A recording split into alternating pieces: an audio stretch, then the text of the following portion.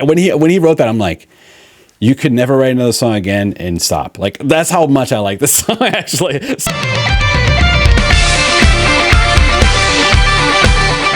Hello and welcome to another episode of Music and Words Unite. I am your co-host Troy, and with me I have my friend and co-host Mark. How you doing, Mark? What's up, dudes? Okay, it's getting more ridiculous every episode, Mark. And That's today, today we are going to be reviewing this lovely. Well, we can review the vinyl, I guess. But this album right here, Impera by Ghost. All right, and we're going to be reviewing this today, track by track. And Mark, this is Ghost's fifth full-length studio album, and this particular vinyl comes with this lovely. Well, we don't even know what to call it, but you put it on a record player. But anyway, record carpet, is that what you call it? Yeah, I don't know. We're real professional over here, Mark. So anyway, so that's what this is called. And by the way, if you're interested in this pressing, this is apparently the best one you can get. I researched it, and I will post a link in the comments. Well, Mark, the first track is actually an instrumental called Imperium, and let's play a little clip of it. All right.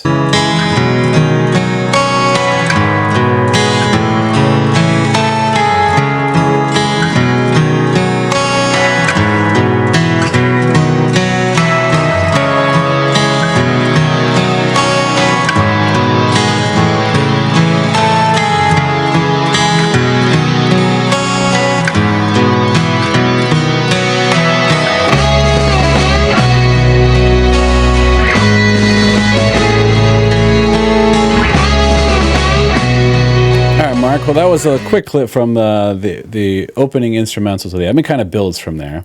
So, Mark, what did you think about the opening instrumental? I'm just curious. Lovely. Lovely. All right. Any other thoughts? No. All right. Lovely. All right. I like how it kind of has a nice build into the first song, which we'll talk about in a second. But if you want to hear the build. Well, you know I'm a slut for acoustic guitars, so as soon as I heard that, I was just... Yeah, why don't we just play the end of it real quick?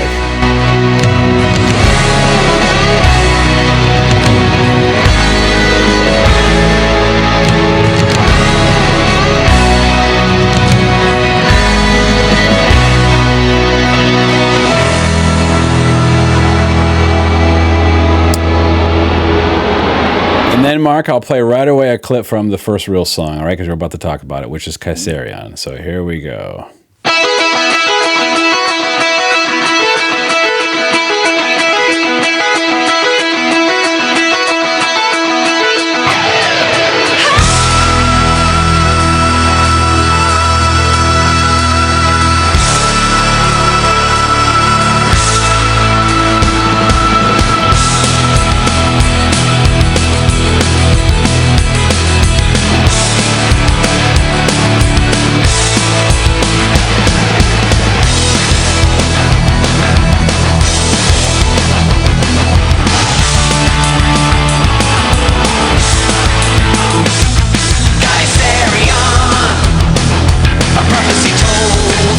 All right, Mark, that's the intro to Kaisarian, and I can play any part if you want to reference any other part of the song. But what did you think of Kaisarian? I mean, pretty awesome way to start out the album, really. I mean, minus the instrumental, obviously. Right. I mean that high note that he has in the beginning is pretty amazing. Apparently, that's actually him. That's pretty impressive, man. He's got a pretty awesome range. Right, yeah. The song's great, man. It's I can hear his like hard rock metal influences in this song. Like I get like an Iron Maiden vibe kind of from like the guitar on this song. Right.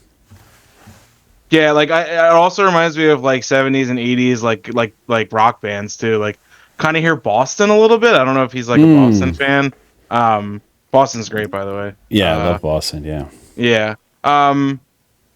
Yeah, I mean it's the standard Ghost song, like upbeat, and then you look at the lyrics and they're like incredibly polarizing or dark, and you're just like, all right, what the hell is this?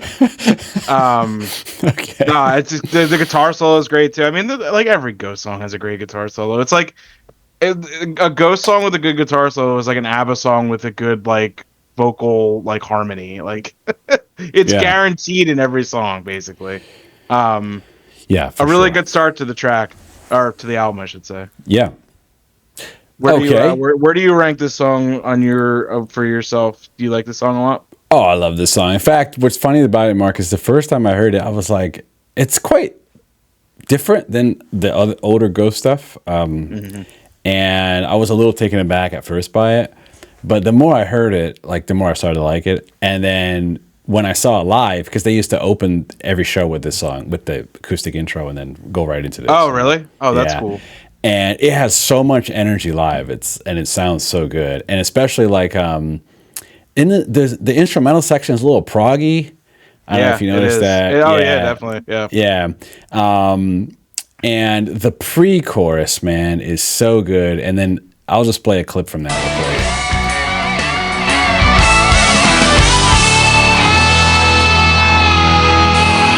It's the sound of another deadline whistling past your ears. It's the sight of a million regrets mounting over years. It's the words that were never spoken that echoes through the times. It's the smell of the burning temple swept away by rise. It's the truth of candor shown through a prism of deceit. It's the kindness of bishops with their choir boys on suite.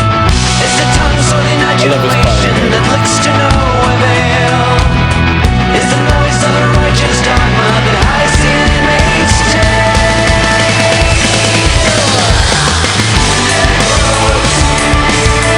Far away from the stench of the heavens. Long ago, yet you're close to forever. Oh my God, I love this freaking song. I really grew to love this song over the years, listening to it. It's very good. Yeah, and lyrically, it's talking about a real incident, actually. So there's a theme on a lot of this album, which is talking about historical events and present-day events.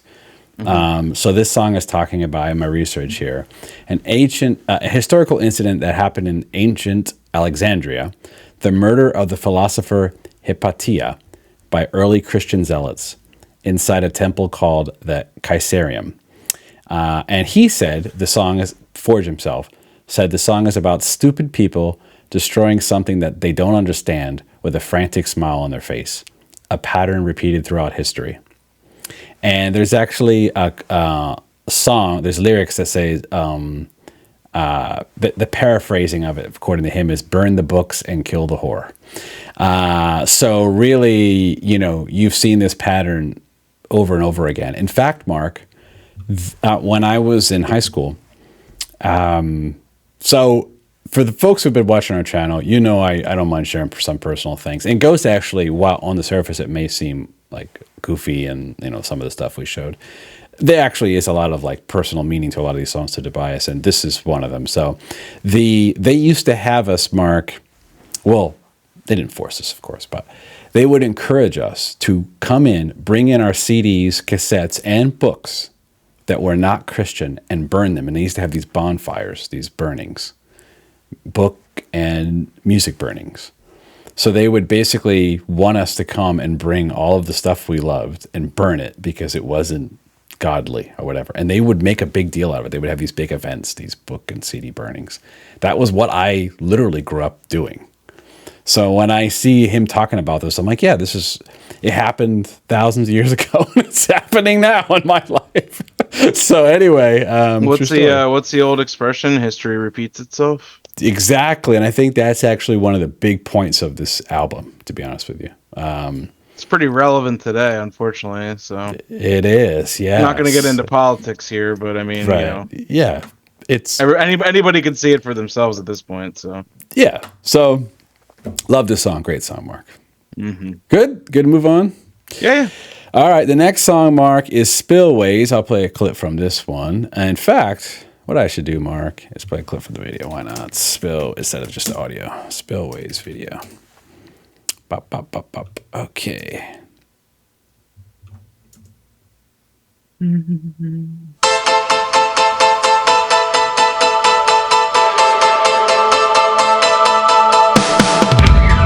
benediction, you try to rid your mind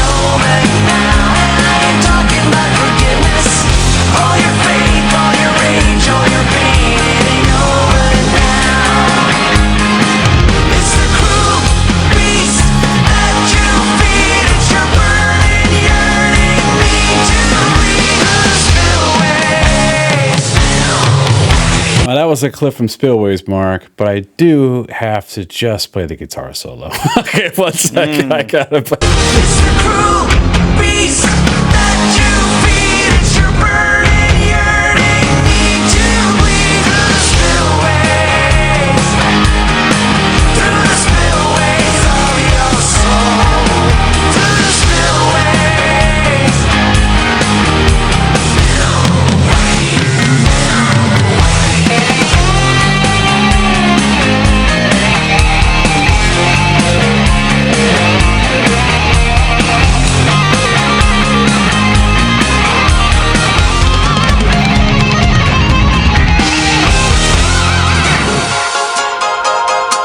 It's the cruel beast.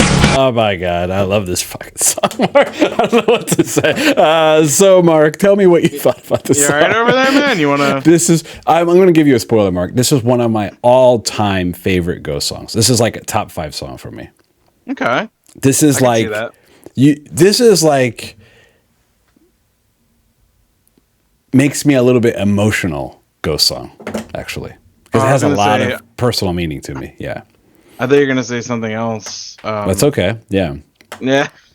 That's all right. So, Mark, I know what you're going to say. All right, Mark, that was my review, but I don't, that's just me. I shouldn't have said anything. Mark, you go first. What did you think of this song? I mean, like, I just want to say, like, as soon as I heard that keyboard, like, come in, that piano, I thought of two things. I thought of the song Hold the Line by Toto, which is Yeah. immediately what I thought of. Right. Are you familiar with Blue Oyster Cult at all? Yes. Yep. So there's a song on the album Agents of Fortune called, I think it's called Sinful Love. Yeah. Okay. So can you just play the beginning of that and tell me if it sounds familiar to you? Sinful Love, Blue Oyster Cult. Yeah. Okay. Yeah. Yeah. Okay. I have this vinyl actually. Great vinyl. Sound similar? Or? Yeah, I hear it. Yeah. Yeah. Yeah. Yeah. So that's immediately what I thought of, and I was like, there's no way this song cannot be good. And I was not let down, that's for sure. All right, give me a review. Yeah, go ahead. I mean, like, it's just like it's so like catchy and fun, and it's just like it's like still rock, but it's like very danceable at the same time. You know, like I was like sitting here kind of just like dancing. I mean, how many times am I going to talk about the guitar solo in these songs? Like, it's literally every single song. I actually in my notes I was going to say go to the guitar solo in the song because it's like probably one of the best ones that I've heard from Ghost so far. Right. Yeah, I mean this song, like the song, right? I see all the ABBA connections now. Like honestly, it's just like it's all coming together. It's all coming full circle with Tobias. Right. I obviously ABBA means a lot to him because I see the connections. Yeah, this is like probably one of my favorites on the album. I don't know if it's my favorite, but it's the top 3 for sure. Okay. Yeah. Awesome. Yeah, this song's awesome. Some 10 out of people 10. say I've never watched Pokemon, but some people say it sounds like the Pokemon theme. Yeah, I could see it. Like, That's the best one. yeah. Okay. I'm not a nerd. I swear to God. I swear. Okay. Actually, Tobias, I think, has admitted that the chorus was heavily influenced by Alice Cooper's Poison song. Yep. You're poison. Yeah. So, in fact, Mark, so much so that before the Ghost concerts, they play Alice Cooper's Poison. Like, you know how when you're in just waiting for the band to come out and they're just playing music? That's one of the songs that they always play. So, there you go. Well, Mark, you already heard what I think about the song, basically. But I'll tell you why, and then we'll get to the next one. Aside from the music being awesome and a lot of fun, super catchy, like you said, right? There's actually a key change. So what's interesting about this song is it actually changes key from the verse to the chorus, which is pretty unique. So the chorus is in a totally different key than the verse, which is very unique songwriting technique. That's one thing. At the beginning of the video, it said Job 10:1. And I'm going to read what Job 10:1 is, all right, from the Bible. And it says, I loathe my very life. Therefore, I will give free rein to my complaint and speak out in the bitterness of my soul. That's the Bible verse. So this song is about that Bible verse. And here's why.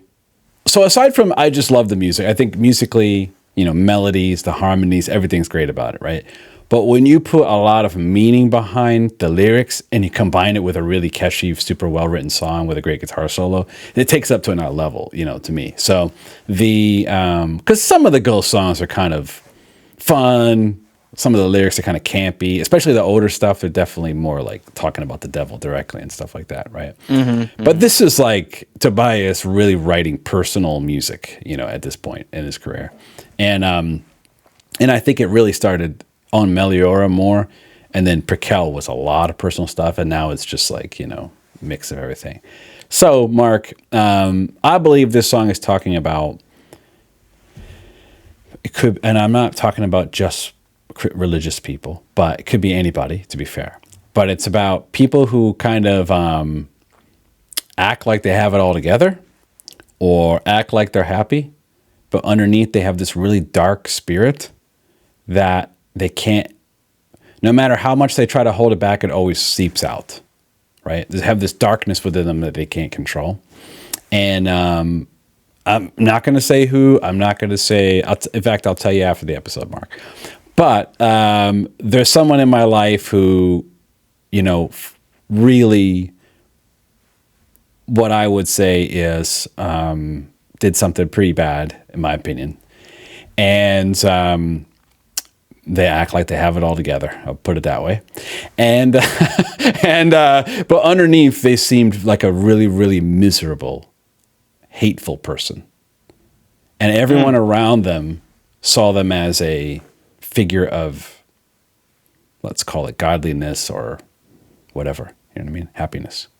But like underneath, there's a lot of darkness, and I can see it come out, seep out. That's what I'm saying. This is someone you know? Yeah. So basically, this song, when I first read the lyrics to this song, I go, oh my God, it was like, it blew me away, because I'm like, wow, he was able to encompass exactly what I was feeling at the time, or exactly what I was thinking, And so this song is like, to me, it's a bit of a masterpiece, like a pop and rock songwriting mixed with really masterful lyrics. I mean, it's the cruel beast at your feet. It's the burning, yearning need to bleed through the spillways of your soul. That's the chorus. I mean, it's like, it's great. When he wrote that, I'm like, you could never write another song again and stop. Like, that's how much I like this song, actually. So that's my review of this song. I freaking love this song. It's one of my favorite Ghost songs of all time. So Okay. yeah. So there you go. Spillways Cool. by Ghost. Mark, the next one is Call Me Little Sunshine, which was the first single from this album, actually, if I remember correctly. I believe it also has the most plays. Yep, on it was Spotify. the first single and the most popular single.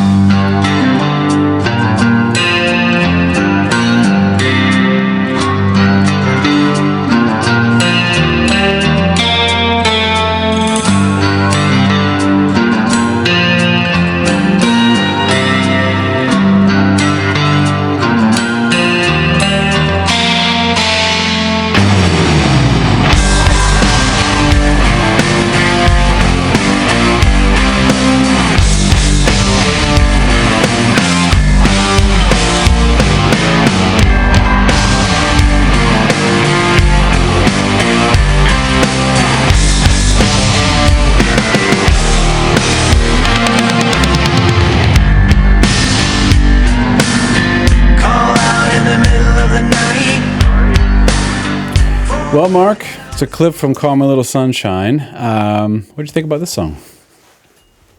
It's good, man. The chorus and like the pre-chorus kind of, it reminds me of like arena rock kind of. Yep. Yeah, like it does. would be like something they would play at like a, like a hockey game or something. Honestly, Yeah. wouldn't even surprise me if I heard this at a hockey game. Yeah. Call Me Little Sunshine. What an uplifting title. I wonder if the lyrics are dark. What do you think? What do you think, Troy? You want to bet? You want to There's bet no that way. There's no way the lyrics are talking about darkness. It has to be a happy song. Nah, it has to be a happy song. Yeah. Let me read my notes here verbatim. Sure. Yeah. Behind that please. cute song name is ... dark lyrics ? No way. You guys see a trend here? Anyway, as like, so did this album have 2 singles? It was this and Hunter's Moon And Spillways. and Spillways. Yeah. I do like this track. It didn't really jump out at me at first. I'm not gonna say that doesn't mean I don't like it. Okay. I would say of the 3 singles though, it's probably my least favorite. Okay. Okay. Foreshadowing. But again, doesn't mean I don't like it. I think I need subsequent listens to really like get into it more. Because I've only listened to this like album like 3 times, so Okay. I'm a Ghost noob, so I gotta listen to this stuff. You probably listened to this album like 700 times, so you gotta leg up on me. No problem. I have listened to it, a lot. In fact, this comes from a real life quote, Mark, which is Anton LaVey. From Church of Satan. He was on trial or something like that, and he said sarcastically, "Call me a little sunshine." Actually, that was like... Okay. Yeah. You know what this song does remind yeah. me of? It reminds me of Cerise. Yes. It's like Cerise, but not as good. Pretty Definitely much. not as good. Right, yeah. Unfortunately, yeah. And I like this song, but I have to be honest, Cerise is one of the best Ghost songs out there. So, I would agree with that. yeah. This song is to me, it's like a cool, nice single, right? It's a good single. It's very much, I can hear this. So in the episode we watched, Mark, well, I don't think we watched it actually, but we've done episodes from that. So there's Tobias Forge talking about his 6 favorite albums that influenced him. One of them was The Visitors. Another one was The Stranglers we did. Another one was the Black Album by Metallica. And this sounds like it could be on the Black Album almost. Like the production, you know what I mean? Like the drums, the guitars, the quality of it, the mid-tempo driving, Lars Ulrich type of like Black Album groove, you know what I mean? And when I first heard it, I'm like, oh my, this is Black Album. Like he's, that's what it sounds like, which is cool because the production on the Black Album is fantastic. So reminds me of that. It's a cool song. I mean, on the surface, right, it's kind of talking about Mephistopheles, who's a demon, actually, and in the Bible, and it's talking about, call upon me kind of thing. But it also could be a metaphor, to be honest with you, about anything that you call out to or rely on to get through a dark time. It could be drugs, right? Could be anything, really. It could be something that tries to call me a little sunshine. It's like sarcastic, it's like the darkness saying that to you, but you're going to keep coming back. In fact, it says light up in the middle of the day. How else could you see me? So it is alluding to drugs actually in the song. Sure. So clever song lyrically, and a cool song, just a cool mid-tempo rockin' song. People could sing along to and stuff like that. So. Oh, sure. Yeah. Yeah. All right, so the next one, Mark, is another single, which was actually the first single. So I said Call Me a Little Sunshine was the first single. I was wrong. Hunter's Moon was, and that's because it was released before the album, meaning it was part of the Michael Myers movie soundtrack. So Yes. this was written for Michael Myers movie, actually. And because it was already out, it was technically the first single from the album because it was on the album. So Mark, I'll play a clip from that. It's been a long time coming. I'm coming back for you, my friend.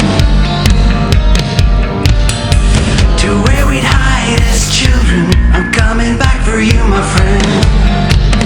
Though my memories have faded, they come back to haunt me once again. And though my mind is somewhat jaded now, it's time for me to strike again. It's a hunter's moon.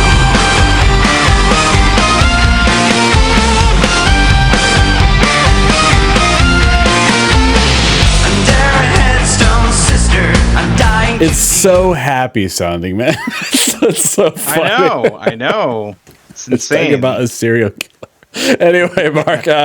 So what'd you think about this song? I mean, we're literally like, I'm just gonna like basically the same thing I said about the last song, but just this song is just, I think, better in pretty much Okay. every way, honestly. Okay. At least for me. Okay.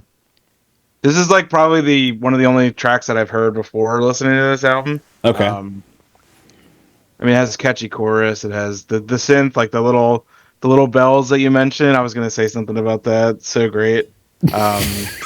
It's almost like just trolling. You know what I mean? It really does Yeah. seem like it's a little bit of trolling going on. But Yeah, I mean, this Yeah. is written for Michael Myers, who is like a psychotic serial killer, and it's like one of the most upbeat songs I've ever heard in my life. Like, I'm just like, this is like something I would listen to if I was like, Right. going to the gym or going for a walk or something. I'd be like, this is great, Right. like life's Yeah. great, and then I like- read the lyrics and I'm just like, holy shit.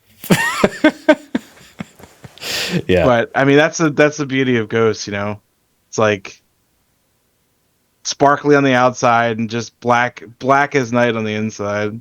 It's just that's just Ghost for you, Sure. But yeah, I mean, as overall though, really good song. I think it's the better of the. I don't think it's better than Spillways, but I think it's like up there. Okay. Still really good. Okay. This whole album has kind of like an arena rock feel to it, Like I could see like them playing like a big like arena tour and just playing this whole album, and it would really fit in, I think. I don't know if he was listening to like 80s like arena rock bands at the time, but like that's the feel I get from it. Obviously with other stuff mixed in too, but Right. yeah. Yeah, if you think about it, Mark, and the popularity of Ghosts, because the EP we did an episode on that pushed them to a higher level of popularity. They were playing larger venues and stuff like that. So this album came out after that, and I do think you're right on about the arena rock thing, right? And since then, the songs have become like more arena rock, the singles especially, right? Yeah.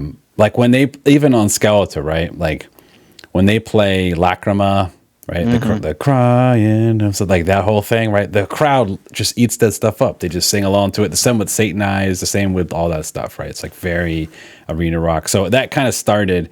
Actually, it started a little bit on Prequel with Rats, because he said intentionally he tried to make Rats like an arena rock song. And I think he actually found his groove on this album with just kind of mastering the arena rock sound for his band. So, Sure, yeah. So, yeah, and he always wanted to be an arena rock band, actually. It was like a goal. So the cool thing, Mark, is, I started seeing Ghost with literally the first time I saw it with I can't remember. Maybe it was with my friend Daniel, who I went to the concert with last night. Point is, there was less than 500 people there the first time I saw them. It was just a tiny. It was at the Trocadero in Philadelphia. It wasn't even sold out. And That's crazy, man. It was tiny. Now. Yeah, and like I have been with them every tour, seen them multiple times at every tour. To now see it was 15,000 people sold out last night. It was just like total different. I'm like, wow, like he actually did it. He actually did what he always wanted to do. He took this. He used to be like a phone, like help desk operator, I believe, like on the phone. And he had a couple kids, and he was like, I got to do something with my life. This is like how Ghost started, because he was in like Repugnant, he was in other bands, and he was like, what can I do to like actually have a career in music? And he came up with this idea about this 70s, 80s style rock metal band who happened to also have like 60s influence and stuff like that. Yeah. And mixed pop with like metal and stuff like that.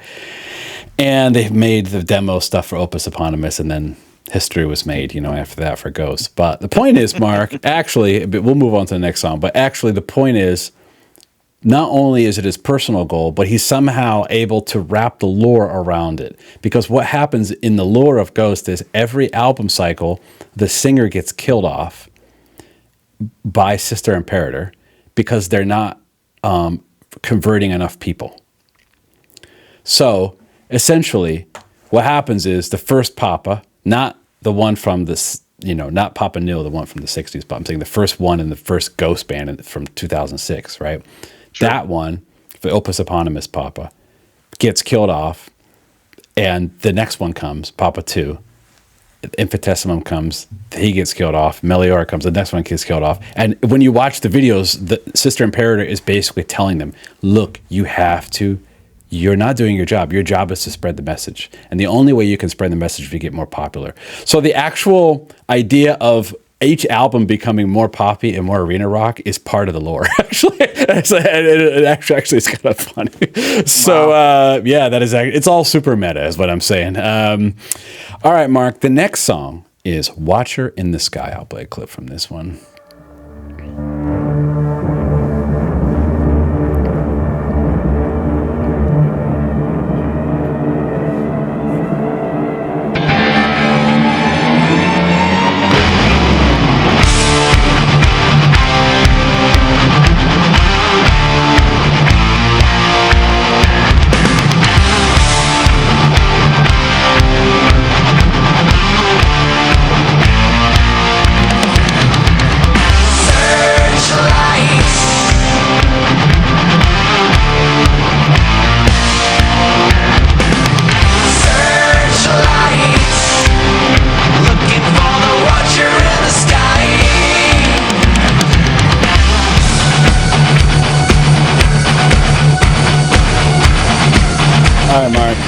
There is a part I'm going to play after you're done talking, but Mark, what do you think about this song? That was a clip.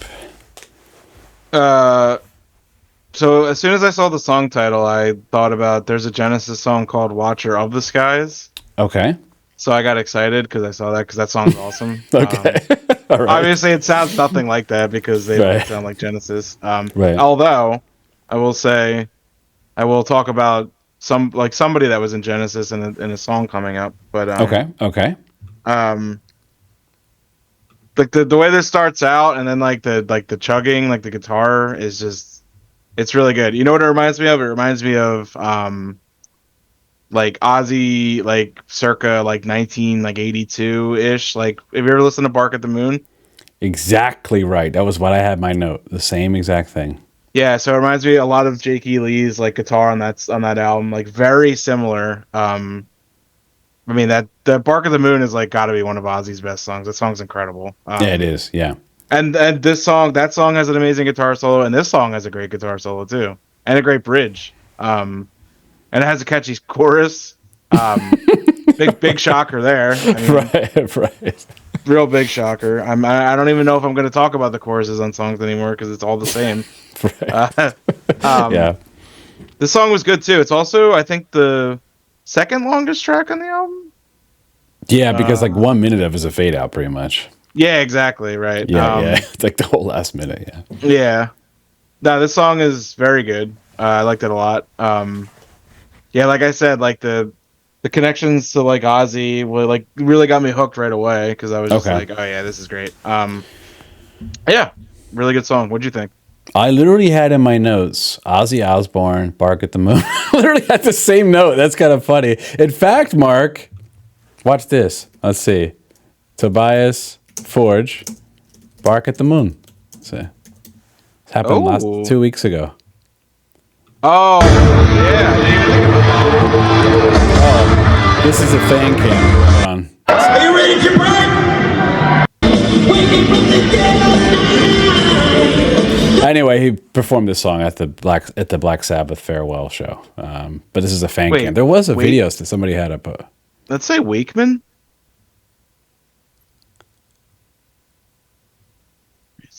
Wakeman.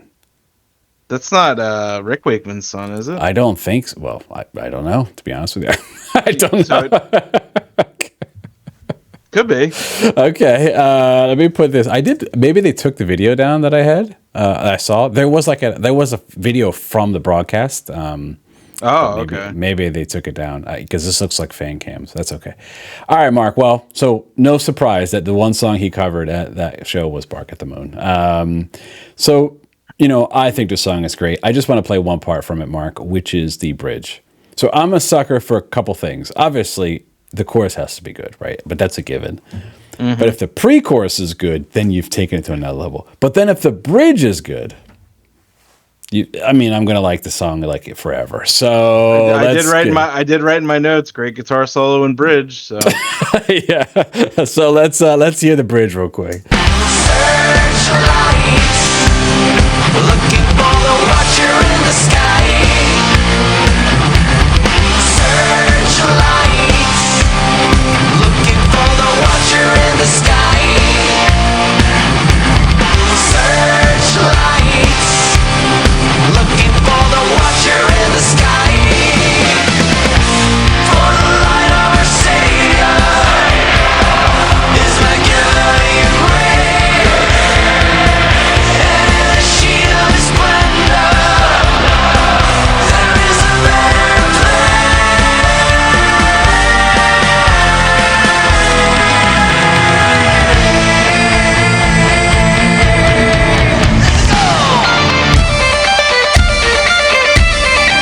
And then it gets into like the Iron Maiden style harmony, guitar harmony. This part, I'll just let this part play too.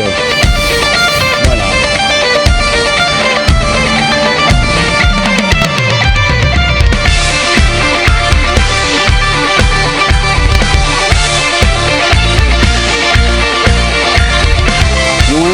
Mark, you want to talk about a banger song live?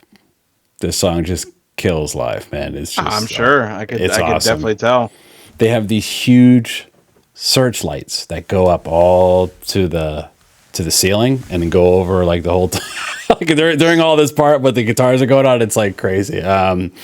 So yeah, I mean, Mark, before we move on, I just want to say, lyrically, I think the song is clearly talking about people looking up at the sky, watching, waiting for someone to come, waiting for someone to save them, right?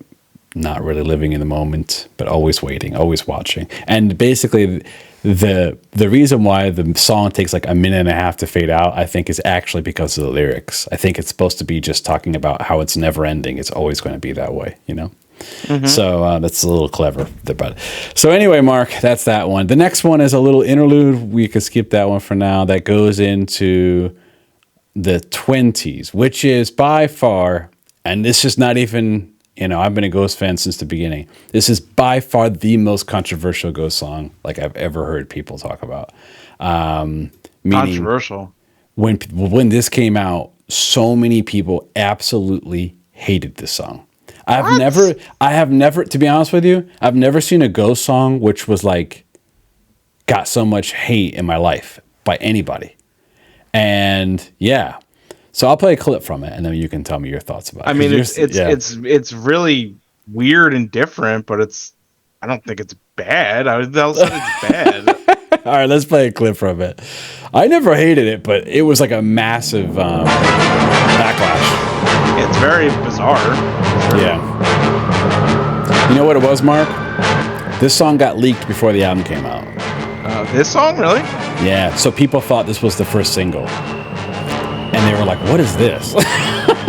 So, you know what I mean? It wasn't just like a deep cut to them. You know what I mean? It was leaked. That was Fair. yeah.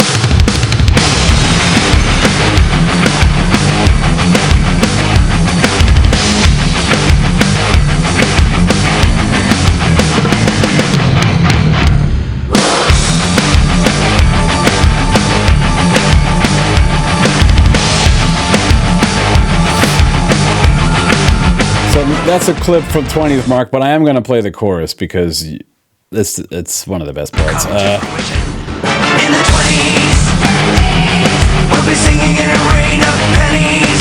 In the 20s, we'll be soaring in the skies of babies. In the 20s, we'll be smooching at the feet of the ruler. In the 20s, we'll be grinding in the pile of Mona.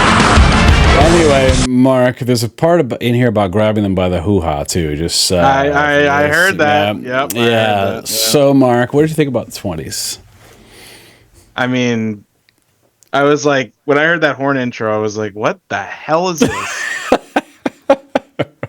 Yeah. I thought it was great though. I was like, wow, Okay. this is so different.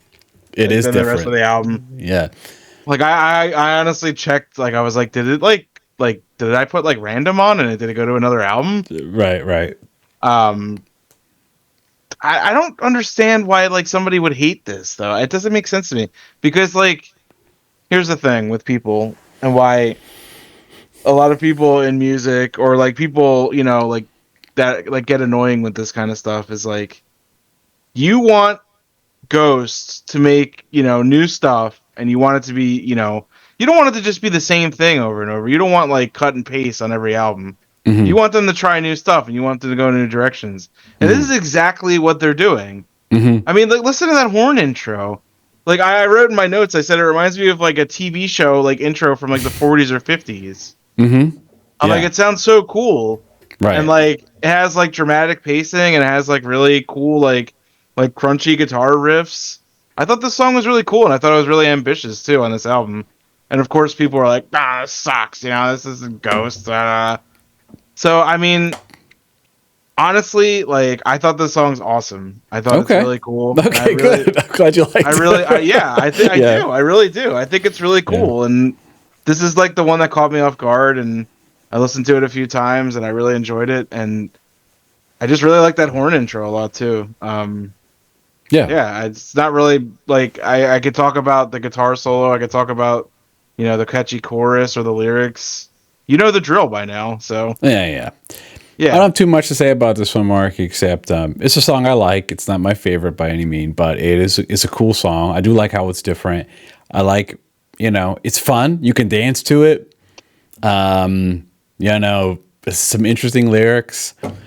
And live, it goes over very well, actually. It has a lot of energy live. People are dancing, people are singing. You know what I mean? It's like the crowd's going, 20s, it's doing the whole thing, you know? So it does go over very well live, actually. So once you see it live, it kind of clicks because I think he maybe wrote it thinking of that, maybe. But so, yeah, I think it's a cool song. Not much else to say for me about that one. The next one, Mark, is Darkness at the Heart of My Love. I'm going to play a clip from that. Okay. I'm going to skip it. That runs cold, runs deep. The darkness at the heart of my love for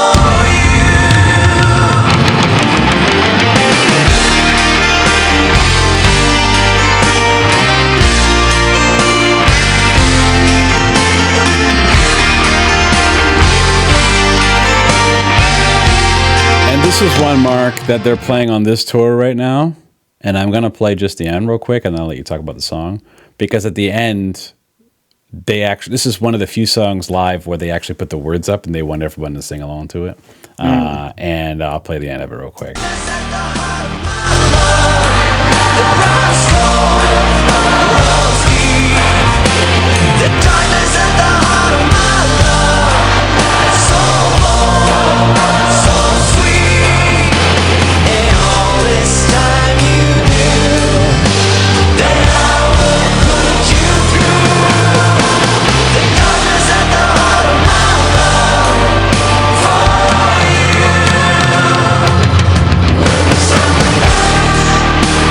This part, a little bit of words.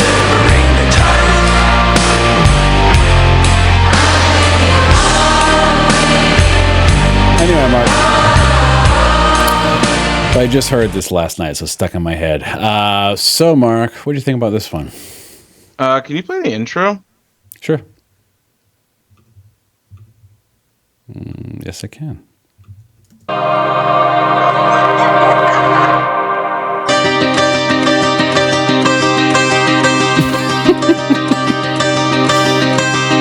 when the summer You skipped over my favorite part of the song. Okay.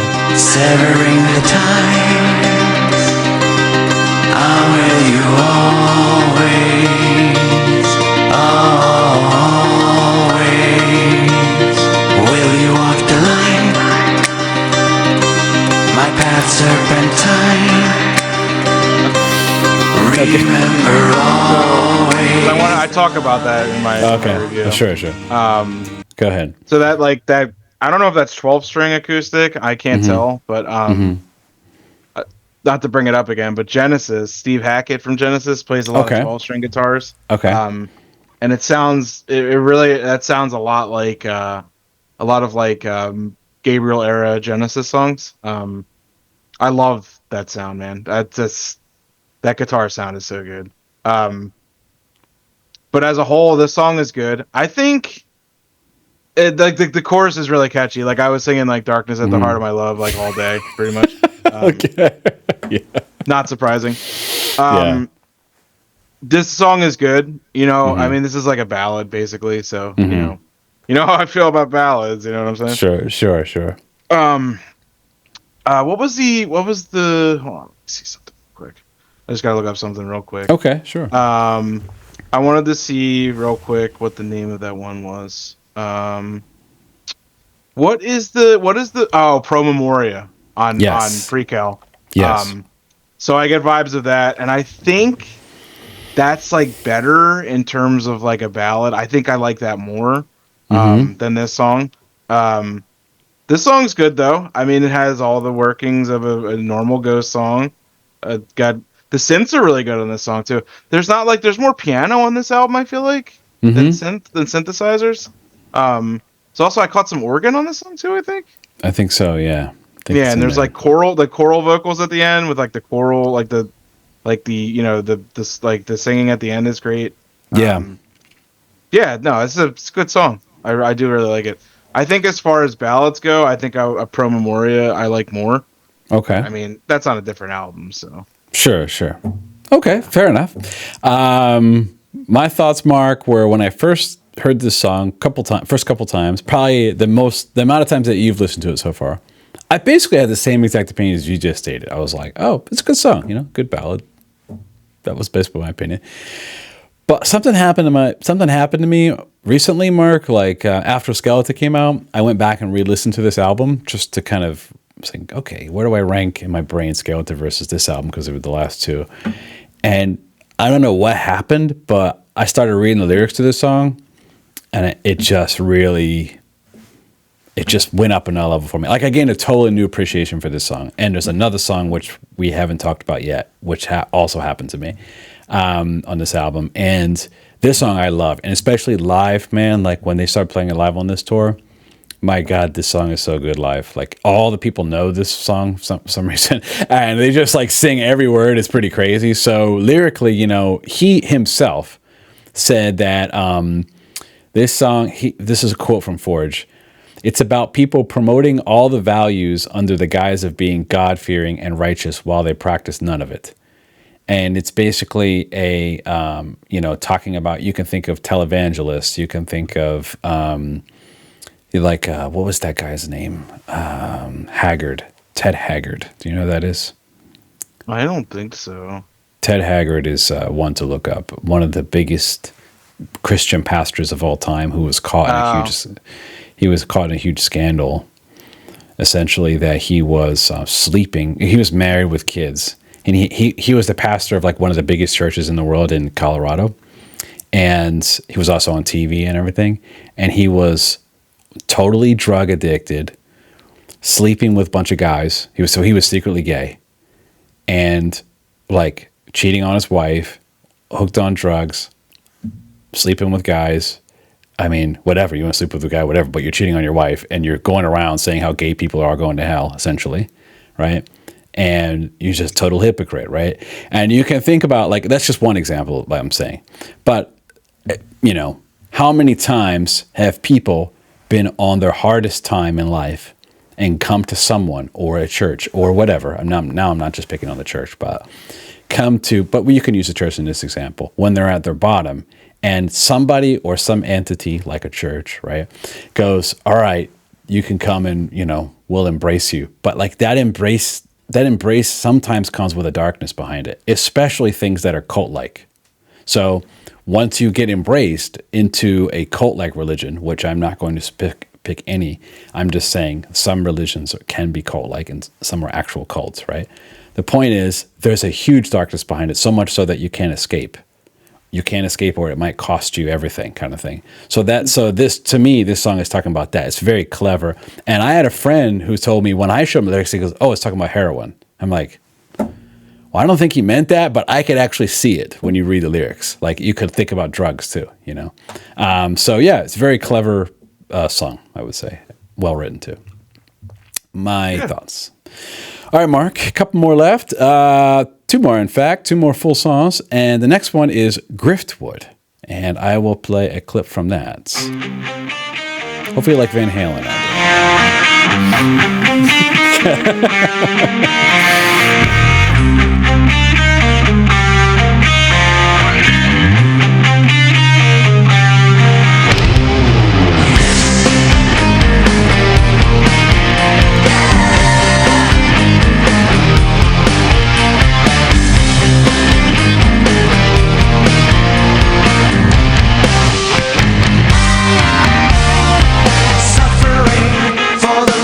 It's not an easy thing. Be it a conjuring, so ordained and adored, so immaculate. Ooh, so with the dead, I'm your rock, baby. I won't back down. Anyway, Mark, this is a clip from Griftwood. What do you think about this one? I mean, it's ain't talking about love is the intro. I don't care what anybody says. Yeah. The whole album, or not whole album, but the whole song is like, actually the whole album really is just like, it sounds like an homage to either arena rock or like 80s metal, like in the vein of like Rat or like Whitesnake ish. Yeah, I hear a lot of that. Yeah. Yeah, like, yeah, I mean, good pre-chorus. This is like, this song has it all, really. I mean, Good lyrics. I don't think Frederick Atkinson's guitar work really gets talked enough about on this album, really. This guy's I don't know amazing. that's what I mean. Like, Yeah. nobody ever talks about him, I feel like. I mean, I don't know exactly what guitar parts he's playing because they don't really specify. I don't know if he plays all the solos or if he just does rhythm or what, but I mean, the guitar work on this album is excellent. Really, I said, and it's really highlighted in this song too, I think. Go ahead. What were you gonna say? Well, I was gonna play a clip of that guitar solo if you want. Yeah, please do. Okay. Awesome. Okay. All right. Holy Mother, you wash the sin from my feet. Here it comes. Holy Mother, you shine like the sun and the moon and the stars in the sky. Holy Mother, you shine like the sun and the moon and the stars in the sky.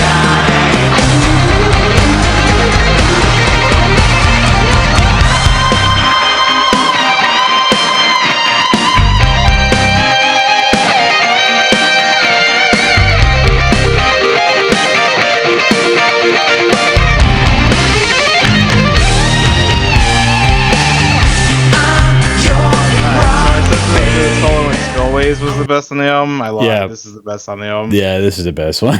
Yeah, that's the best one. Yeah. Yeah, this song is like, I mean, this is probably, Yes. So that in the chorus where that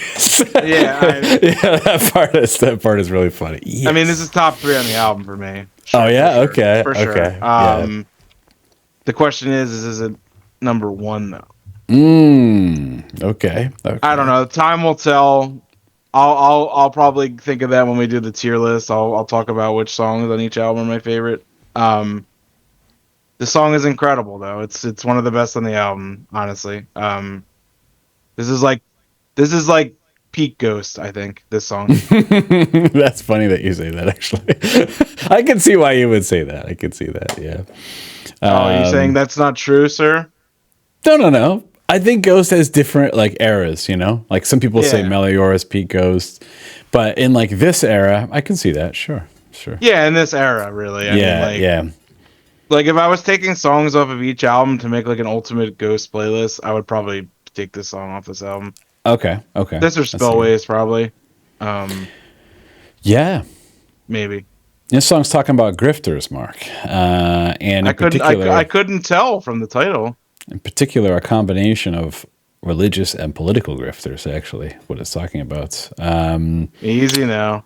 Well, I'm just stating what the song's about. I know. So, okay. But yeah, that's what it's talking about. But you can think of anybody as a grifter, right? The I'm your rock baby, I won't back down. It's like so sarcastic, like goofy, but it's funny. In fact, Mark, my daughter, I don't have it with me. I forgot to get it. I was going to bring it down.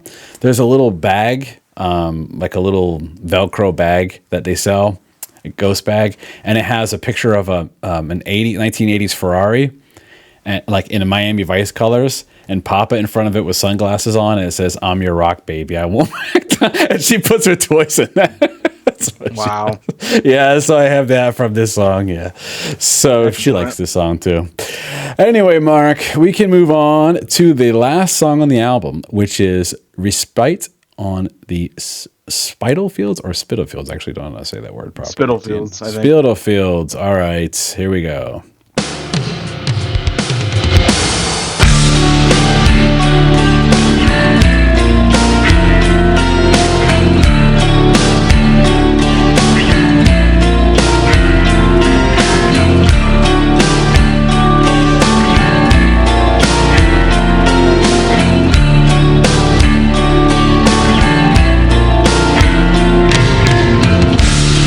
We're here in the after of a murderous crafter. The past is spun like a yarn and mangled with flesh and blood and bones. I wonder, did no one hear the distant thunder? And Mark, I would be remiss to not play the chorus of this song. 1 second. I want you to play the bridge too. Oh, okay, the bridge. Gotcha. This part? Okay.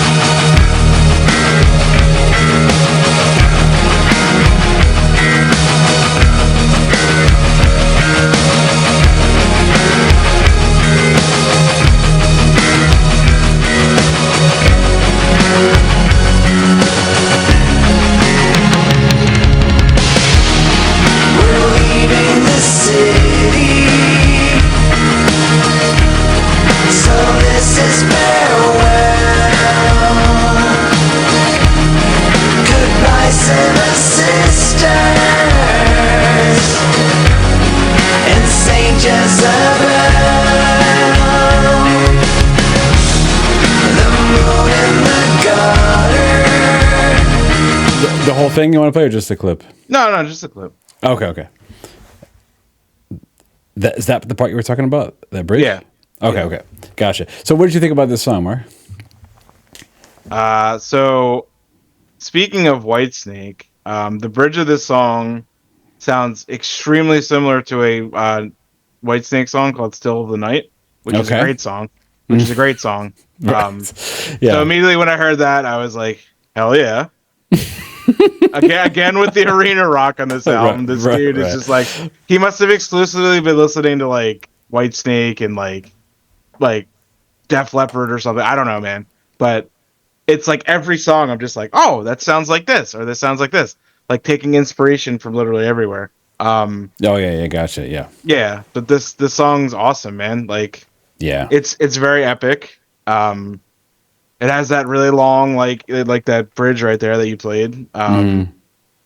Like the piano and the drums and the like the choral and like the guitar solo at the end. Like this is like, can you play some of the ending? Yeah. Just a And little bit? I'm going to play the ending, Mark, but I just wanted to tell you about the lyrics, and then I'm going to play the end real quick, because I think if I talk about the lyrics, the end will make a little more sense. So this song on the surface is talking about the story of Jack the Ripper, who was actually never caught, and his victims, He was never identified either. yeah, and his victims never got any justice, if you think about it that way. And so I have some notes here. So the Empire's Nightfall. So the killer was never caught, right? As we talked, and you said never identified as well, right? And so if you think about the idea behind this album, is really about talking about the fall of empires. Actually, what it's talking about, and so the Ripper's victims were largely impoverished women. That's actually something true about that. I think the song is kind of talking about the mourning of the innocent sacrificed among industrial progress and wealth inequality. So yes, actually, so I think it's actually talking about the fall of empires throughout time and what happens when the rich and poor become so different, right? And what happens is, like, all the innocent people suffer and get lost and no one seems to care anymore, right? Like, there's, you know what I mean? And when you do that, what's left? All that's left is just selfishness and greed, right? And I think that's what he was thinking about when he wrote this song. So I'm going to play the end, but with that in mind, you can kind of listen to the end, actually. So yeah.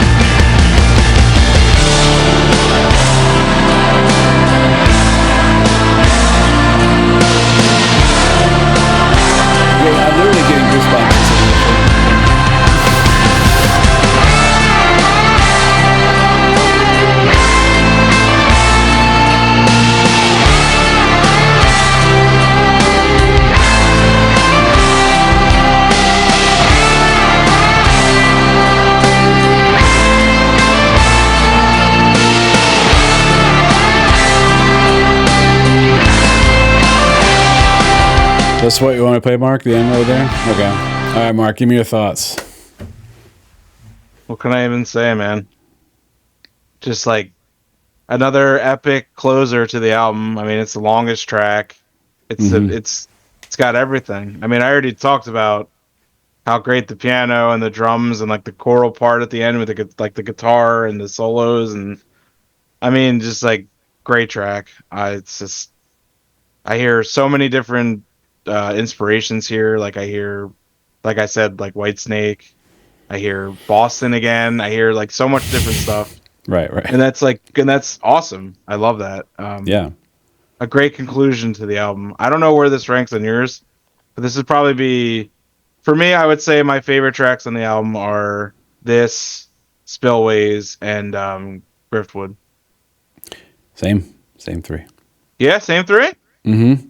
Okay. And then Kaisarian, probably. Yeah. Watcher in the Sky, too. I love Watcher in the Sky. I don't know. The problem is I like them all.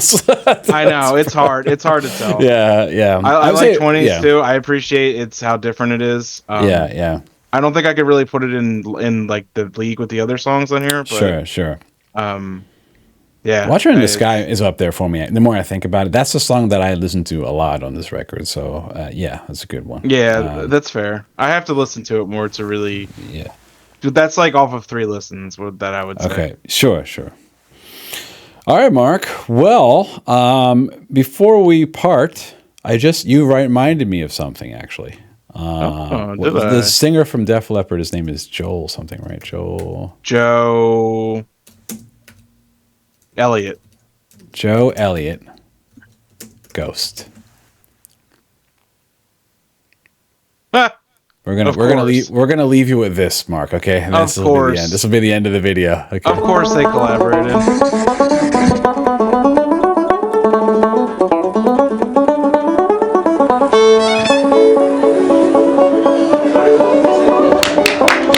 What's your name? Sam. Give it applause to Sam. Anyone else for karaoke? Anyone else? Come on, guys. Anyone else? You know what? You should get up there, man. Show these fellas how they're supposed to fucking do it. Fuck off. Come on, man. Before we get on this pub crawl, get up there. Pub crawl? What the fuck is a pub crawl? I'll show you what a pub crawl is. That's not what I said. Anyone else? Oi! Hey.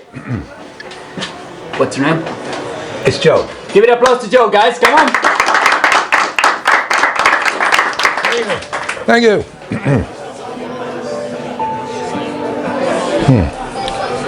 Right.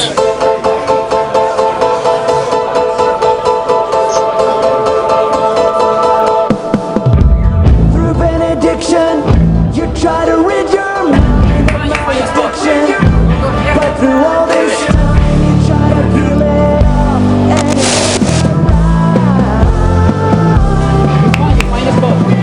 it's desolation led you into this foul incarnation of resonated bliss. I know you need it now to make you feel alive.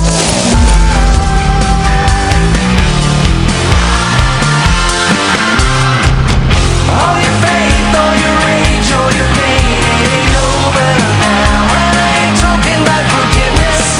All your faith, all your rage, all your pain, it ain't over now. It's a cruel beast that you.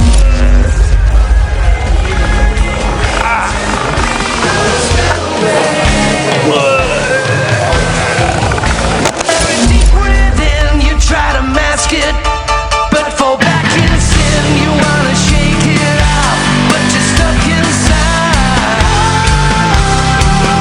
When stripped of racks of skin and spine, you medicate corpus, they terminally dispelled. And it's such a Whoa.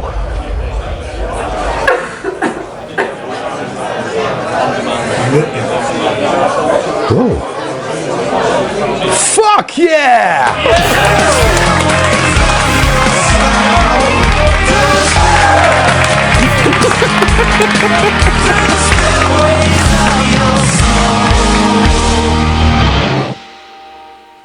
I think they should show us something at the end. Okay, so Mark, this is how they announced the collaboration with Joe Elliott. So there's a version of this song where you can hear him singing it on Spotify. Wow. So it's Spillways featuring Joe Elliott. Him and Tobias trade the verses and stuff like that, and he's singing the chorus with him. So yeah, if you want to hear Joe Elliott singing Spillways, it's right there and on Spotify. Okay. So there you go. Something you didn't know about this album, Mark, but that was a promo for from a couple years ago. Nice. Well, Mark, thank you. Thank you for doing this. As you know, I'm a big Ghost fan, so it's always exciting to share stuff I like. And Mark and I are about to do an episode of something that he likes, which I also like, by the way, but it's one of his favorites. So tonight's a fun night for us. Well, Mark, thanks for the review. Appreciate it. If you like this episode, if you're still listening, you are probably a really good candidate for the Discord. The Discord is for hardcore music fans, music lovers who want to talk about music, who want to geek out about music. And the link for that will be in the pinned comment. So come on in, talk about anything you want. You can talk about this album or anything else. It's all free. It's all just for the community, right? Give us a like if you like this episode, and feel free to leave a comment. And if you like this kind of content, if you like the other stuff you see on the channel, consider giving us a subscription, all right? Well, Mark, any last words? No, that was a lot of ghosts, but that's not a bad thing. That was a long episode. I'm still learning with ghosts, so I'll once we get to the tier list, I'll be more insightful for sure. Gotcha. No, it's fine. It's fine. But that was a good album, fun album. I enjoyed it. All right, Mark. Well, thanks again, and until next time. Peace out, y'all.